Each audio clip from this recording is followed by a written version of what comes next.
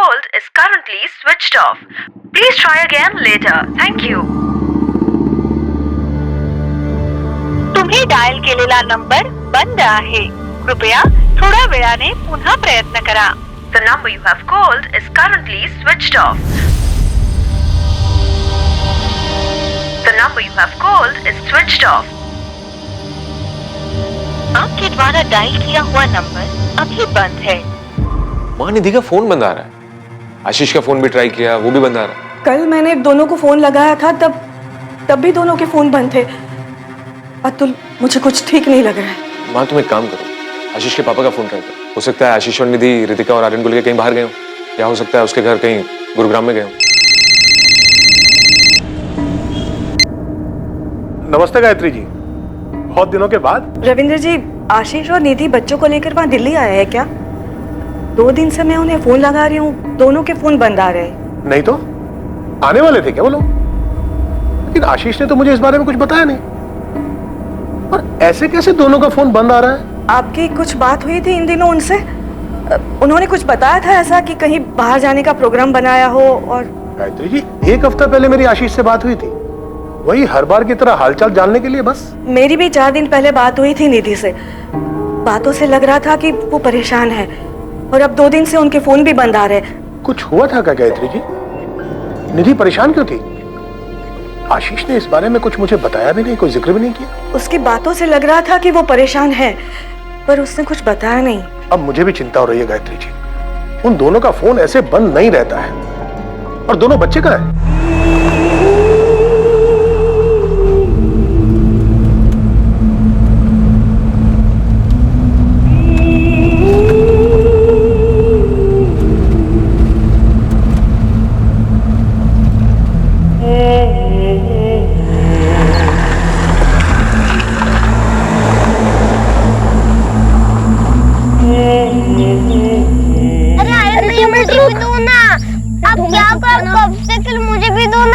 Mummy देखो ना, आर्यन भैया मुझे खेलने नहीं दे रहे हैं.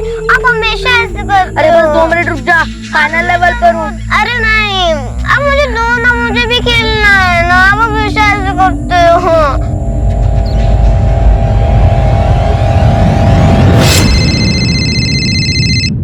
हेलो.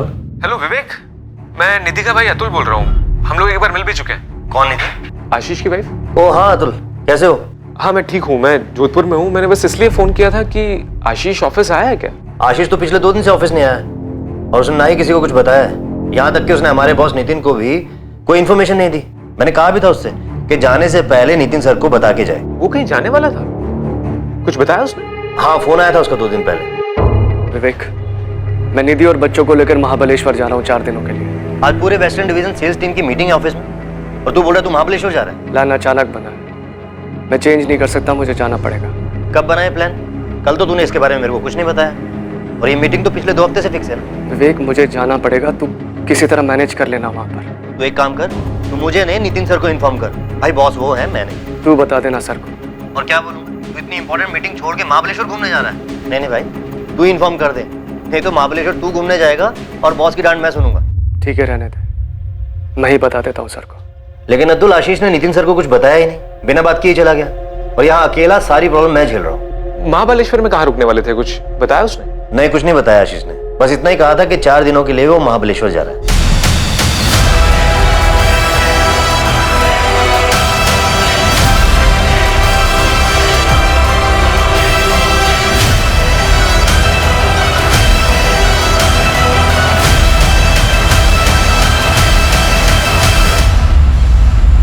आशीष शर्मा, निधि शर्मा और उनके बच्चे आर्यन और रितिका को घर से गायब हुए अब 4 दिन बीत चुके थे, और उनके परिवार वालों के पास उनकी कोई खबर नहीं थी. निधि का भाई अतुल, जो कि जोधपुर में रहता था, और आशीष के पिता रविंद्र शर्मा, जो गुरुग्राम में रहते थे, अब मुंबई के लिए रवाना हो चुके थे. सर, ये मेरी बहन निधि शर्मा, और ये उसका पति आशीष शर्मा, और ये आर्यन और रितिका.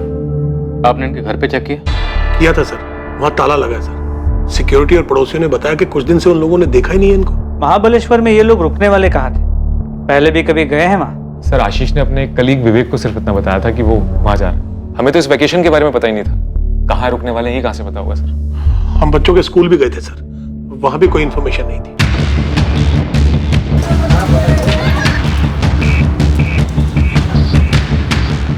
महाबलेश्वर का एक एक होटल चेक किया गया, लेकिन पुलिस को ना आशीष शर्मा या निधि शर्मा के नाम से कोई बुकिंग मिली और ना ही उनकी कोई खबर। मुंबई से महाबलेश्वर तक के टोल नाका के सीसीटीवी फुटेजेस से भी कोई लीड नहीं मिली। आशीष की कार ने कोई टोल नाका कभी क्रॉस ही नहीं किया था जो उन्हें महाबलेश्वर ले जा सके।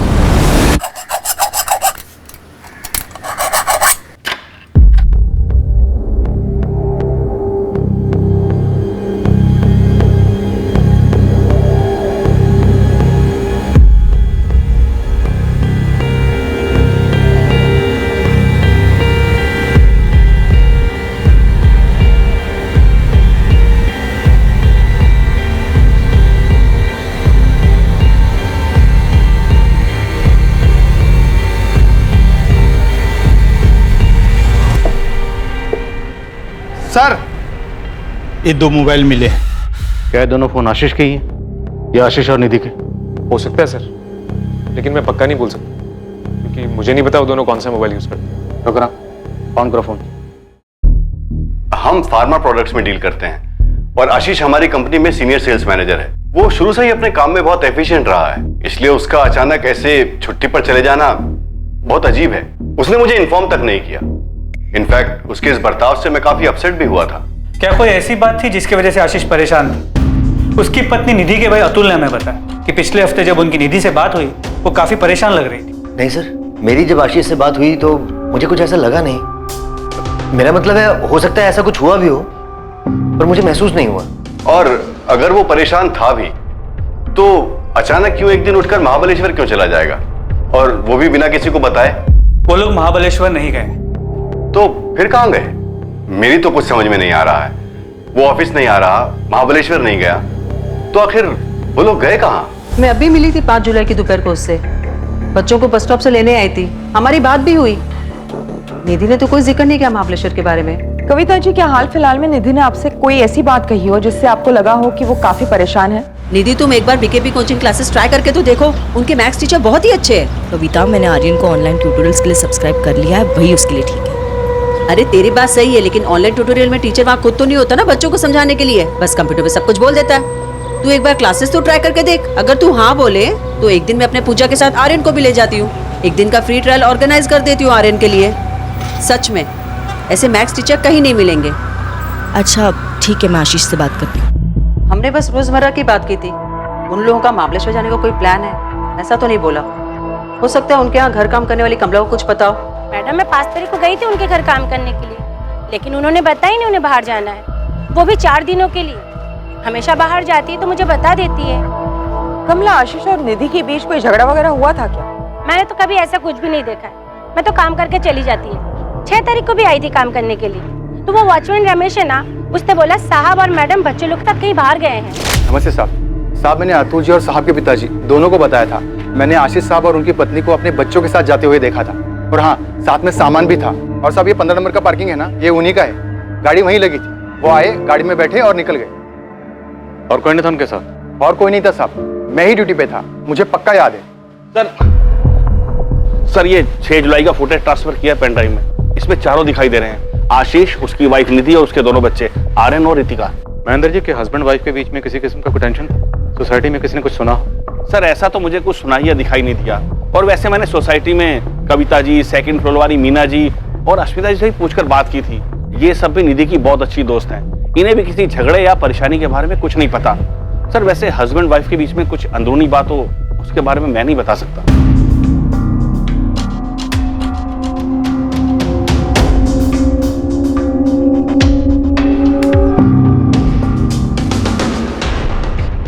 सर आमतौर पे बच्चे तो घूमने फिरने के लिए काफी एक्साइटेड रहते हैं, और यहाँ पर भी बच्चे एक्साइटेड हैं।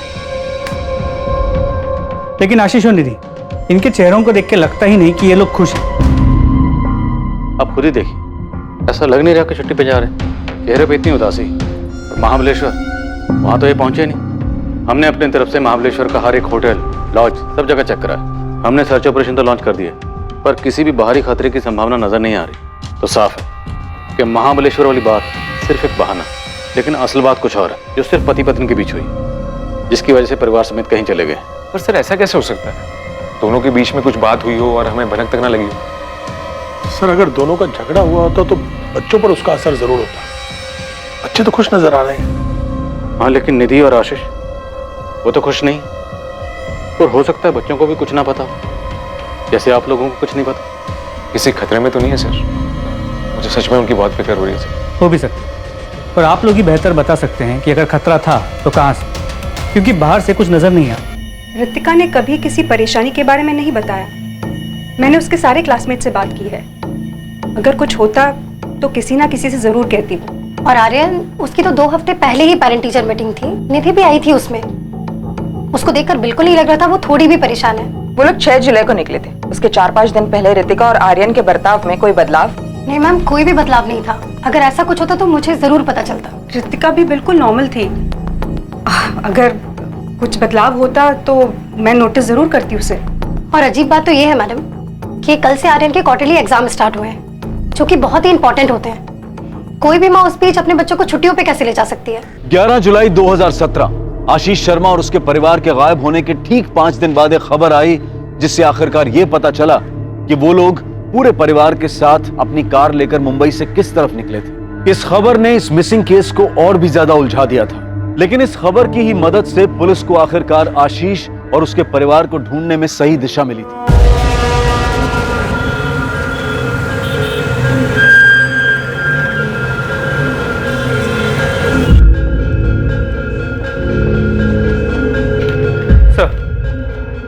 दहीसर चकनाका के सीसीटीवी कैमरा में आशीष की कार की फुटेज मिली। दहीसर चकनाका तो मतलब महाबलेश्वर तो नहीं गए? और आशीष ने विवेक को जो बोला था वो सिर्फ एक बहाना ही था।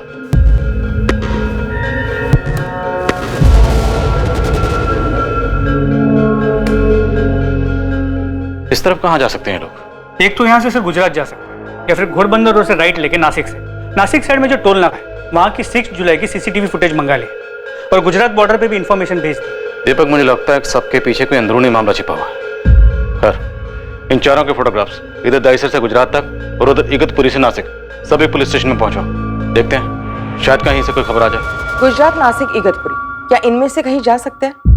मुझे तो ये समझ में नहीं आ रहा कि ये दोनों बिना किसी को कुछ बताए हुए कहीं क्यों जाएंगे। निधि ने माता को कुछ नहीं बताया। गायत्री जी, क्या उसे निधि ने आपको अपनी परेशानी की वजह बताई थी?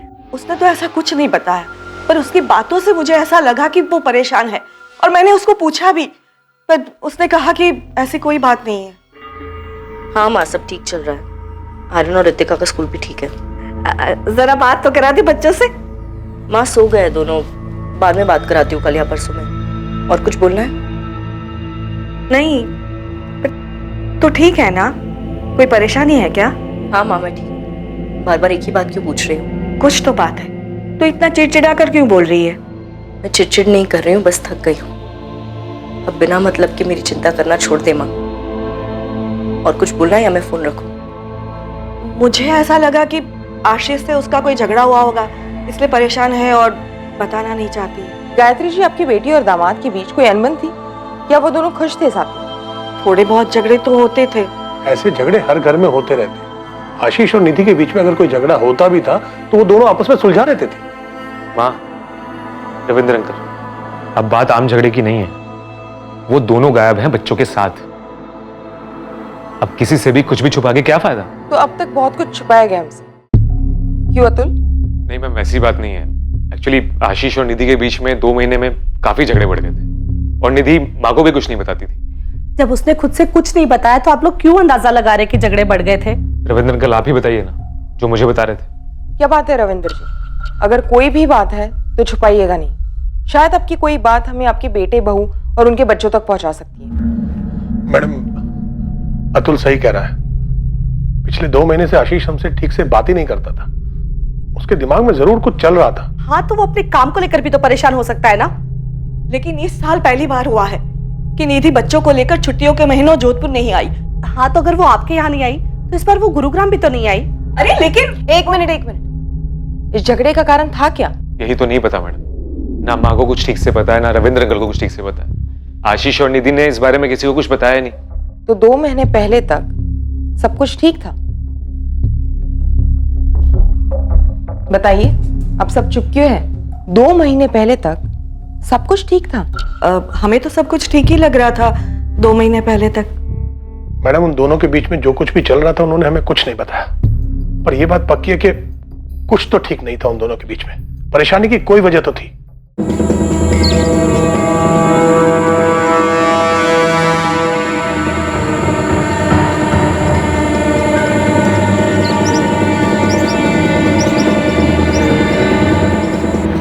दहीसर टोल नाके से आशीष की कार की फुटेज मिलने के ठीक एक दिन बाद थाने डिस्ट्रिक्ट के मनोर के जंगलों में आशीष की कार मिलने की खबर आई। वहां पर देखो सब क्या है? सर हमें ये गाड़ी उधर ही खड़ी मिली थी। अंदर का नजारा बहुत भयानक है, लाशें मिली। करीब 1 घंटे पहले ये गाड़ी यहाँ लोकेट हुई।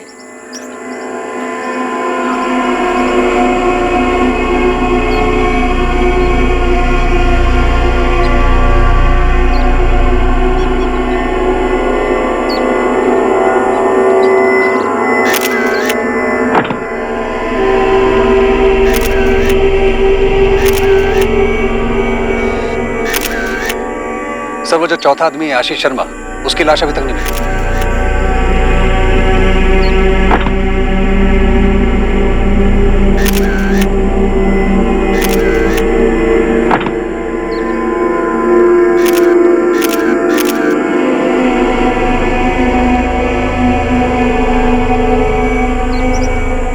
सर आशीष शर्मा की लाश नहीं मिली, लेकिन तलाश जारी है। आखिर इस फैमिली में ऐसा हुआ क्या? किसने जबरदस्ती कुछ किया हो? ऐसा लग तो नहीं रहा। सर चांसेस है कि ये केस सुसाइड का हो। पूरी फैमिली ने एक साथ किया, लेकिन सिर्फ आशीष की बॉडी नहीं। सर मैंने एक टीम भेजी पास की वेतना नदी के लिए, लेकिन सारे देख के तो यही लग रहा है कि पहले सुसाइड करने की कोशिश की गई थी और फिर बाद में हिम्मत टूट गई।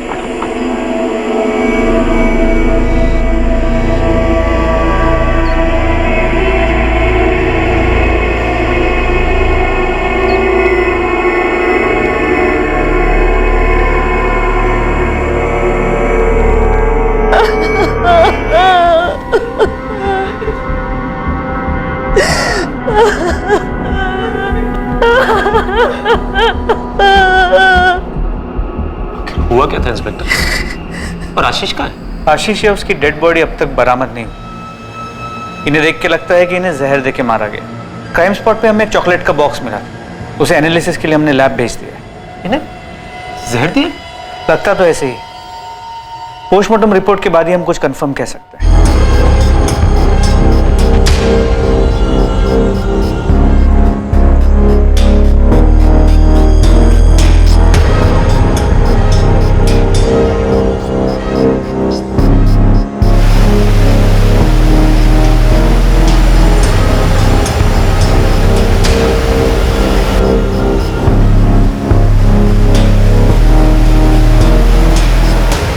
डॉक्टर साहब हमारी तलाश जारी है।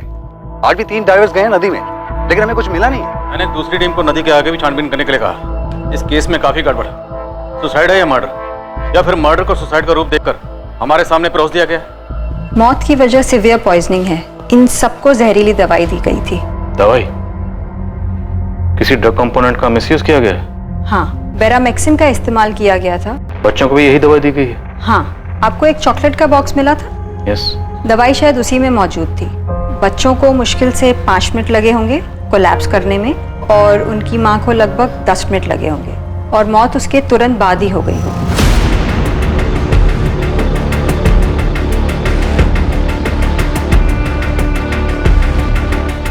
ऑफिसर आपका अंदाजा बिल्कुल सही है। चॉकलेट्स में बेरामेक्सिन मौजूद है, वो भी काफी ज्यादा क्वांटिटी। ये जो बंदा है आशीष शर्मा, फार्मा कंपनी में काम करता है, तो पक्का इस ड्रग के बारे में जानता होगा। इनफैक्ट हो सकता है कि इसकी कंपनी इस ड्रग की डिस्ट्रीब्यूटर हो। हाँ सर, हमारी कंपनी बेरामेक्सिन की डिस्ट्रीब्यूटर है। आशीष सेल्स में था और इसके बारे में जानता था। सर यकीन ही नहीं आता कि आशीष इस तरह खुद की और अपने परिवार की जान ले सकता है। आशीष ने अपने बीवी और बच्चों को मारने के बाद खुद सुसाइड किया है या नहीं, ये अब तक क्लियर नहीं है। हमें सिर्फ उसके बीवी और बच्चों की बॉडी मिली। इतना क्लियर है कि उसने वो जहरीले चॉकलेट्स क्राइम सीन पे नहीं खाए, इसलिए या तो आशीष या उसकी डेड बॉडी अब तक मिसिंग है।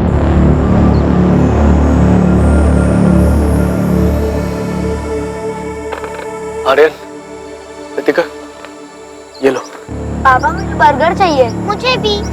लेकिन पापा आपने तो कहा था हम हाईवे पे रुककर बर्गर खाएंगे। प्लीज पापा मुझे बर्गर ही चाहिए। बेटा उसमें थोड़ा टाइम है, तब तक ये लो चॉकलेट्स खाओ। पापा लेकिन हम यहाँ क्यों रुके हैं? बेटा पापा थोड़ा थक गए हैं, थोड़ा सा बस ब्रेक लिया है ना, थोड़ी देर के बाद चलेंगे। बहुत दूर जाना है ना यहाँ से। ये लो, खाओ।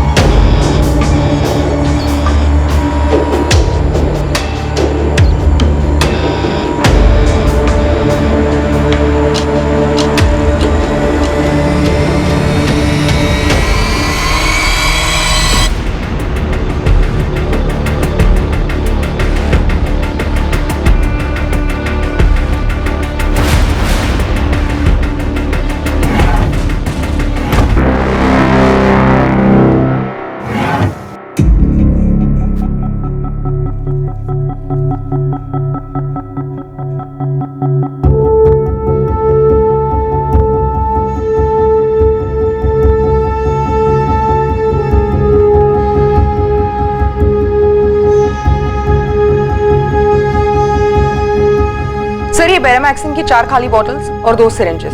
सुसाइड नोट कहीं नहीं मिला, पूरा घर छान मारा। परिवार में, ऑफिस में और आस पड़ोस में किसी को भी इनके घर की असली हालत की खबर नहीं, पर सिचुएशन इस हद तक बिगड़ गई थी कि सुसाइड करने की नौबत आ गई, पर किसी को भनक तक नहीं लगी। इस सुसाइड को पूरी प्लानिंग के साथ अंजाम दिया गया और ये बेरामैक्सिन की खाली शीशियां भी इस बात का सबूत है।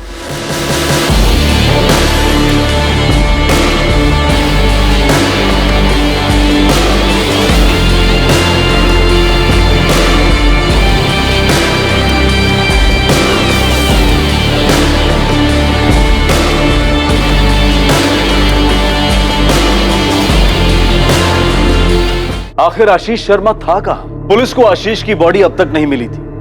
क्या आशीष और निधि दोनों ने सोच समझकर साथ मिलकर इस सुसाइड को प्लान किया था? और अगर ऐसा था भी तो इस प्लान में बच्चों को क्यों शामिल किया गया? और ऐसी कौन सी बात थी जिससे पूरा परिवार इतना परेशान था?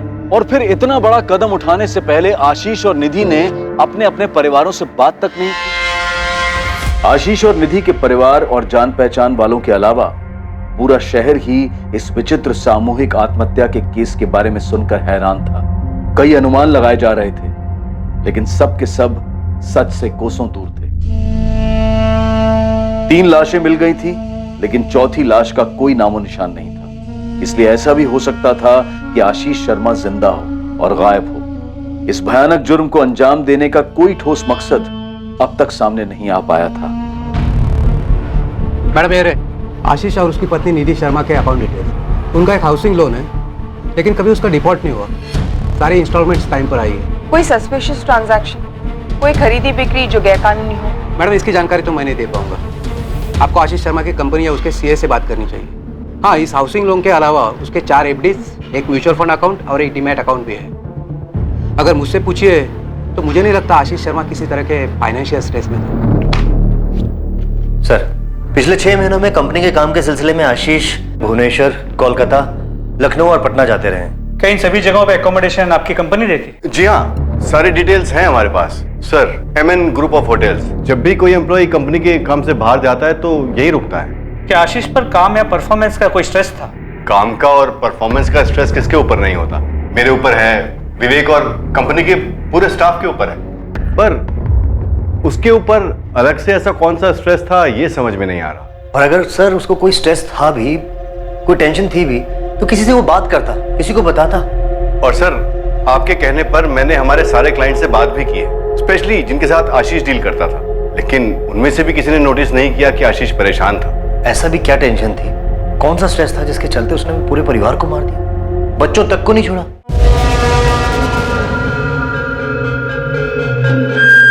सर, मैंने आशीष और निधि के बैंक स्टेटमेंट और फाइनेंशियल डिटेल्स को बारीकी से स्टडी किया।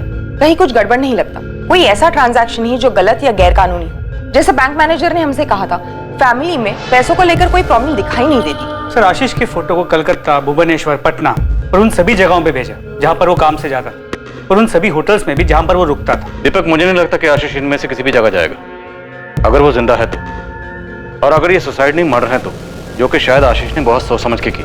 मर्डर नहीं लगता, यही तो अजीब बात है। पोस्टमार्टम रिपोर्ट में ये साफ साफ लिखा है कि तीनों बॉडी पर स्ट्रगल मार्क्स नहीं है। निधि, आर्यन, रितिका तीनों ने चॉकलेट्स खुद खाई थी। सर, अगर हम मान भी लेते हैं कि रितिका और आर्यन को डरा धमका के चॉकलेट्स खिलाई, लेकिन फिर भी निधि का क्या? उसने कोई स्ट्रगल नहीं किया। उसने वो जहर वाली चॉकलेट्स चुपचाप खा ली। कि घर वाले भी कुछ नहीं जानते। कितना अजीब, घर में इतना कुछ हुआ और हर कोई एक ही रट लगा रहा है, किसी को कुछ नहीं पता। सर, होपफुली आशीष हमें जिंदा मिल जाए, क्योंकि अगर उसकी भी डेड बॉडी मिलती तो शायद एक केस हमेशा के लिए अनसुलझा रह जाएगा और मकसद कभी सामने ही नहीं आएगा।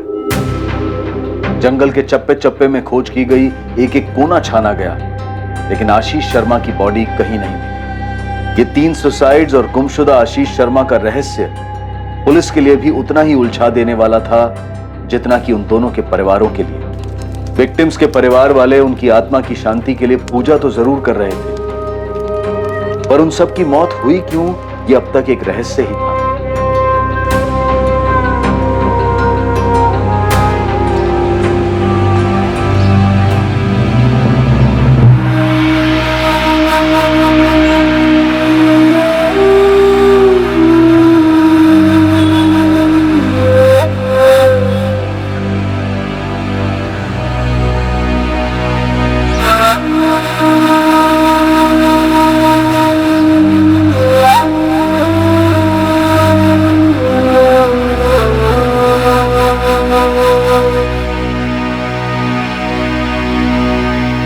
आशीष शर्मा जिंदा था और दर दर भटक रहा था, दिशाहीन और निर्जीव।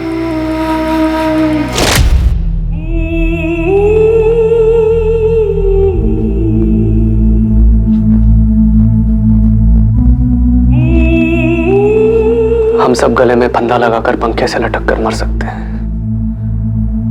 पहले बच्चे, फिर तुम, फिर मैं।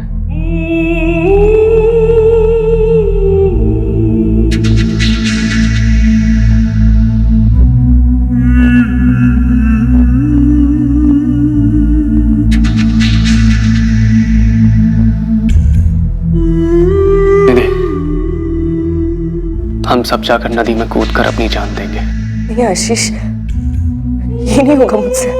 निधि, यही सबसे आसान तरीका है। सब साथ में मर जाएंगे। नहीं नहीं, समझने की कोशिश करो। इसके अलावा जो भी तरीका होगा वो बहुत दर्दनाक होगा, हम सबकी बर्दाश्त के बाहर। हमारा तो ठीक है, मगर बच्चों का क्या? निधि, निधि, निधि, प्लीज मेरी बात समझो। नदी में कूद के जान देना ही सबसे सही। नहीं आशीष, नहीं। बस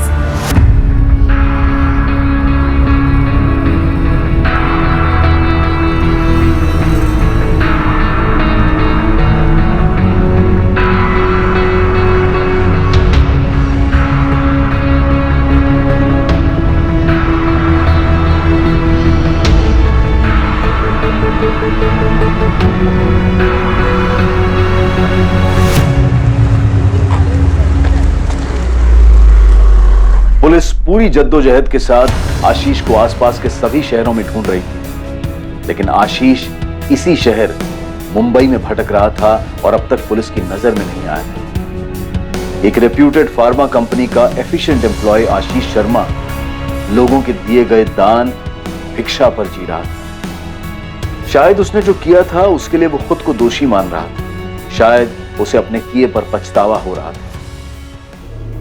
इन भयानक आत्महत्याओं के पीछे का कारण और मकसद, और वो एक आदमी जिसकी वजह से ये सब हुआ, और इस सब के पीछे का सच अब सामने आने वाला था। और इस सच को सामने लाने वाला कोई और नहीं, खुद आशीष शर्मा था, जो शायद दर दर भटक कर अब थक चुका था, अपने गुनाहों का प्रायश्चित करना चाहता था।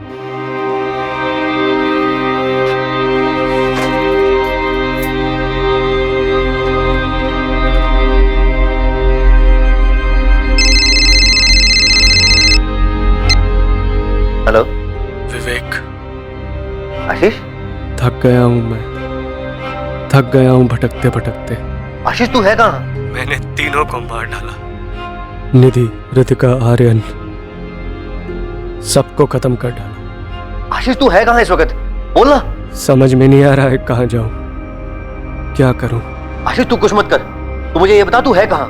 मैं आता हूँ तुझे लेने के लिए। तेरी सोसाइटी के पास, तेरे घर के सामने वाली दुकान पर।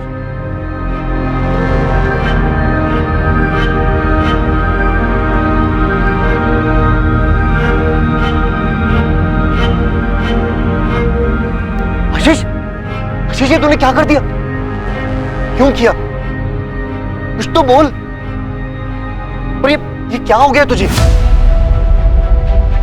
माँ, अभी अभी फोन आया कि आशीष मिल गया। क्या? उसने कुछ कहा? क्यों मार डाला उसने सबको? उसने अभी तक किसी को कुछ नहीं बताया माँ। मैं अभी मुंबई के लिए निकल रहा हूँ। रविंद्र अंकल और कल्पना आंटी भी वहां पहुंच रहे होंगे। क्यों आशीष, ऐसी क्या मजबूरी थी जिसने तुम्हें अपने परिवार की जान लेने पर मजबूर कर दिया? हम दोनों ने मिलकर यह फैसला लिया था, प्लान बनाया था आत्महत्या करने का। कई सारी तरीके ढूंढे, सबसे आसान यही लगा जिससे किसी को भी तकलीफ नहीं हो। मैं किसी को भी दर्द नहीं देना चाहता था। निधि भी मेरी बात मान गई।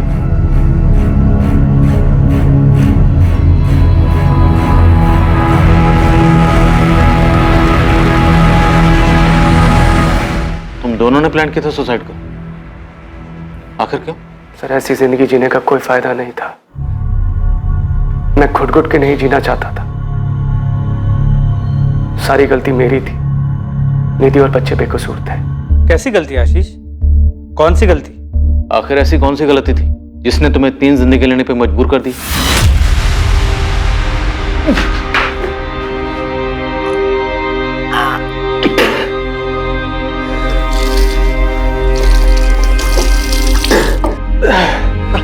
आशीष आराम से बैठो। पी लो आशीष, पानी पियो। आशीष, कितनी बार कहा है किसी अच्छी डॉक्टर से चेकअप करवा लो। आज 4 दिन हो गए, तुम्हारी उल्टी बंद होने का नाम ही नहीं ले रही है। हाँ बाबा, करा लूंगा। खुद परेशान हो गया अपनी तबीयत खराब होने की वजह से। तुम आराम करो।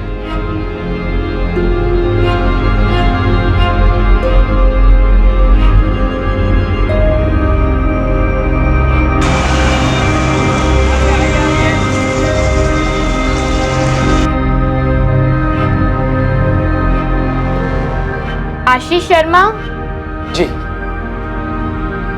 3500। मैम बता सकते हैं इसमें क्या लिखा है? ये आपको सिर्फ डॉक्टर साहब ही बताएंगे, मेरा काम सिर्फ रिपोर्ट देना है।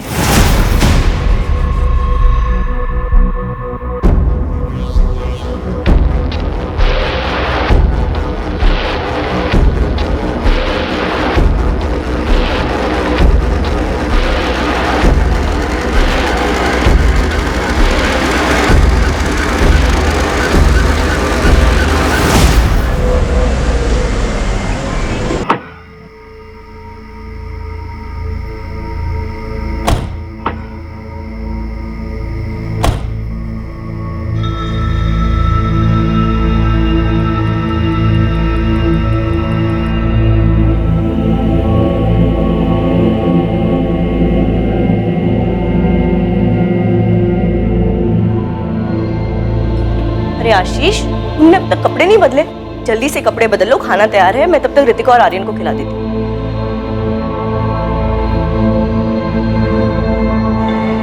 क्या हुआ, तुम ठीक हो ना? आशीष क्या हुआ, कुछ बोलोगे? कुछ बताना है तुम्हें। क्या बताना चाहते हो? जब मैं ऑफिस के काम से पटना गया था, मैंने अपना चेकअप करवाया था और इस बार कोलकाता के ट्रिप में फिर से सारे टेस्ट करवाए। मुझे लगा पटना की रिपोर्ट गलत आई होगी, मगर दोनों जगह के रिजल्ट एक ही है। निधि, हम HIV पॉजिटिव। आशीष, लेकिन ऐसा कैसे हो सकता है? ऐसे कोई HIV पॉजिटिव तो नहीं।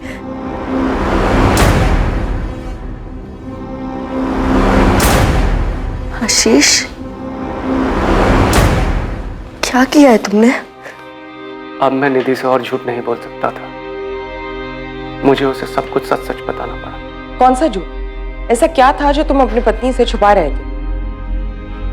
मैं कोठों पर जाया करता था, हर उस शहर में जहां कंपनी मुझे काम से भेजती थी।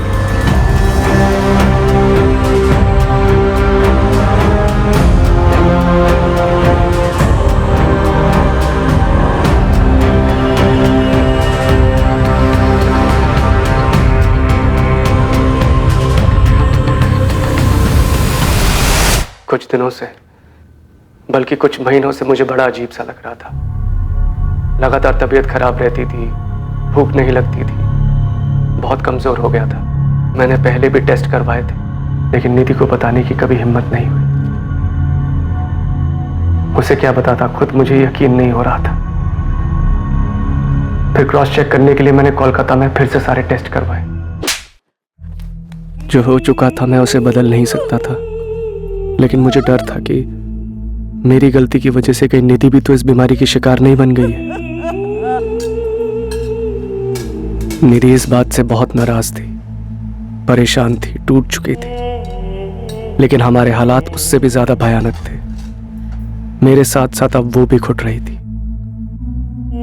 आखिरकार मुझे निधि को समझाना पड़ा कि इस बीमारी के चलते हमारी जिंदगी का अंत दर्दनाक ही होगा और हमारे बाद हमारे बच्चे बिखर जाएंगे, अकेले रह जाएंगे।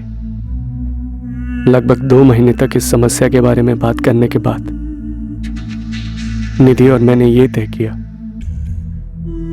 कि ऐसी दुख और तड़प भरी जिंदगी जीने से बेहतर मर जाना होगा। निधि, हम हमारी फैमिलीज और बाहर समाज के लोगों को कैसे मुंह दिखाएंगे? इस बीमारी के नाम पर ही लोग घिन से देखते हैं।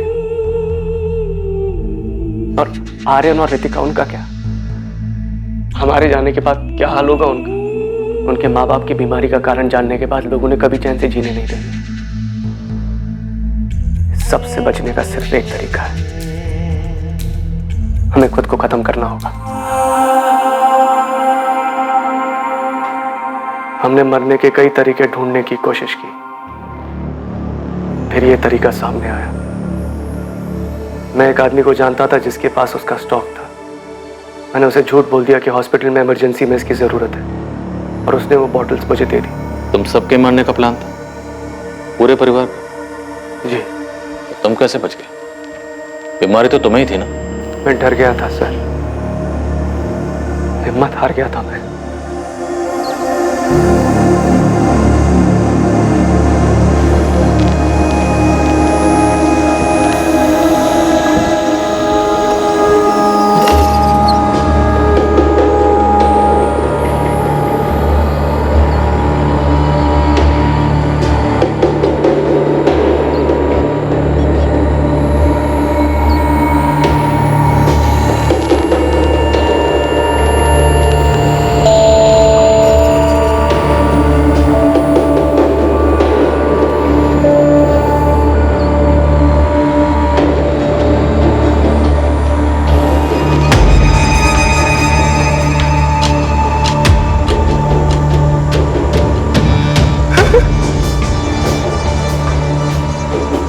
मैं डर गया था, मुझसे हिम्मत ही नहीं हुई।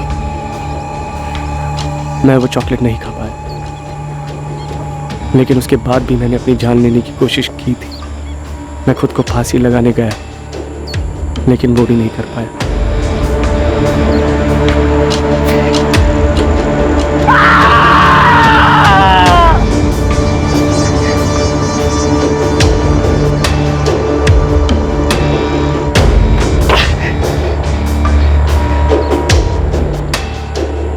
उसके बाद मैं कई दिनों तक यूं ही भटकता रहा। कई बार खुद को मारने की कोशिश भी की, मगर कभी हिम्मत नहीं। सर, मैं गुनहगार हूं अपनी बीवी का, अपने बच्चों का। मैंने बहुत बेरहमी से उन्हें मरते हुए देखा है, सब मेरी वजह से। तो तुम्हारे HIV पॉजिटिव होने की रिपोर्ट कहाँ है? तुम्हारे घर की तलाशी में तो हमें ऐसी कोई रिपोर्ट नहीं मिली, और ना ही घटनास्थल पर तुम्हारी गाड़ी में कोई ऐसी रिपोर्ट मिली। वो रिपोर्ट्स मैंने जला दी थी। निधि की रिपोर्ट्स वो कहाँ है? मैंने निधि का टेस्ट नहीं करवाया था। तुमने निधि के टेस्ट कभी करवाए नहीं? तो तुम्हें कैसे पता था कि निधि HIV पॉजिटिव थी? सर, वो मेरी पत्नी थी, और एक नॉर्मल कपल की तरह हमारे बीच भी फिजिकल रिलेशन था, तो स्वाभाविक है अगर मुझे HIV पॉजिटिव है तो उसे भी होगा। और बच्चे, उनका क्या? उन्हें क्यों मार डाला? बच्चे बेकसूर थे सर, उन्हें तो पता भी नहीं था कि हमने क्या प्लान किया। लेकिन हमारे जाने के बाद कौन संभालता उनको? मैं और निधि उन्हें अनाथ बनाकर नहीं जाना चाहते थे।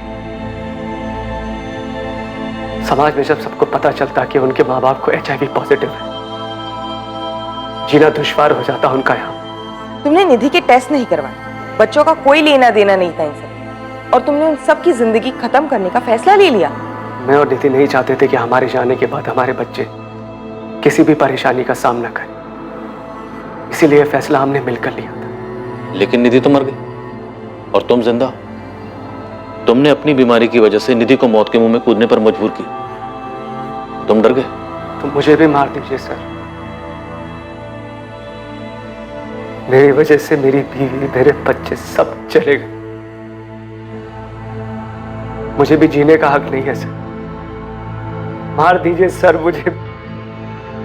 मुझे भी मार दीजिए सर। क्या बकवास कर रहा है आदमी? सर मुझे इसकी बात पे बिल्कुल भी यकीन नहीं। सर कुछ और ही हुआ है। कुछ और हुआ तो हम उसे ढूंढ निकालेंगे, ये हमारे लिए भी जाना जरूरी है। पर सर ऐसा कैसे हो सकता है? सर निधि के साथ इतनी बड़ी बात हो गई और उसने हमें कुछ भी ना बताया। और सर रिपोर्ट्स कहाँ हैं जिसमें लिखा है कि निधि HIV पॉजिटिव थी? और आशीष की रिपोर्ट्स कहाँ हैं? सर मैं कह रहा हूँ बात कुछ और ही है। रविंद्र जी, वही कुछ हम भी पता करने की कोशिश कर रहे हैं। हमने आपके बेटे को टेस्ट के लिए भेजा। उसका कहना है कि उसने अपनी टेस्ट रिपोर्ट जला दी और निधि के टेस्ट कभी करवाए नहीं गए। फिलहाल उसने इतना ही कहा। सर झूठ बोल रहा है आदमी। सर वो हत्यारा है। सर उसने बच्चों को और निधि को मार डाला। सर उसने प्लान ही बनाया था निधि को और बच्चों को मारने का। उसका सर खुद मरने का कभी प्लान था ही नहीं, इसलिए बाहर अकेला जिंदा घूम रहा है सर। हम आशीष की टेस्ट की रिपोर्ट का इंतजार कर रहे हैं। चार्जेस उसके बाद ही फाइल हों। आशीष को टेस्ट के लिए भेजा गया ताकि उसकी सच्चाई का पता लगाया जा सके। या तो ये आशीष शर्मा झूठ बोल रहा है या तो फिर इसे गलत रिपोर्ट्स दी गई होंगी उन दोनों जगहों से जहां से भी इसने टेस्ट करवाए। He is not HIV positive. Sir मुझे तो लगता है कि ये आशीष शर्मा झूठ बोल रहा है। मेरी सलाह तो यही है कि 2-3 लैब्स में और इसकी जांच होनी चाहिए। क्या निधि के ब्लड सैंपल से ऐसी कोई बात सामने? नहीं, बिल्कुल नहीं। और अगर ऐसा कुछ होता तो मैं खुद ही बता देती। निधि HIV पॉजिटिव नहीं थी। सर अब तो रिपोर्ट्स भी सामने आ गई और ये साफ हो गया कि ये बंदा सफेद झूठ बोल रहा है। ये पूरी इसकी प्लानिंग। बीवी को कॉन्फिडेंस में लेके बीवी और बच्चों को मार दिया और प्लान भी ऐसा बनाया कि सांप भी मर जाए और लाठी भी ना दो। लेकिन किस लिए? मकसद क्या था?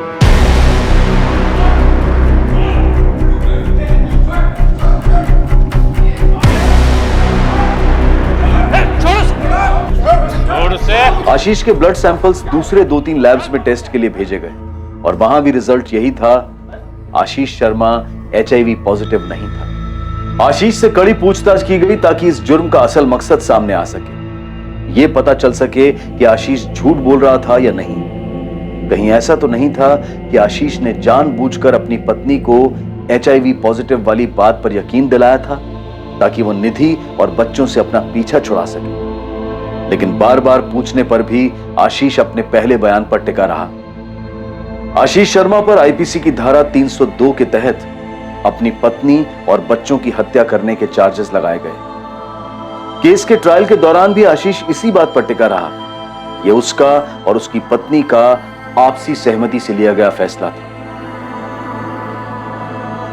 ट्रायल के बाद आशीष शर्मा को उसकी पत्नी और बच्चों के मर्डर के चार्ज में उम्र कैद की सजा सुनाई गई।